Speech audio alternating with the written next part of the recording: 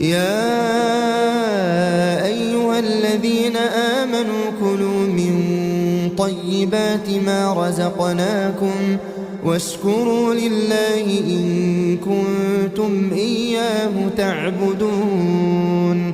إنما حرم عليكم الميتة والدم ولحم الخنزير وما أهل به لغير الله، فمن اضطر غير باغ ولا عاد فلا إثم عليه، إن الله غفور رحيم.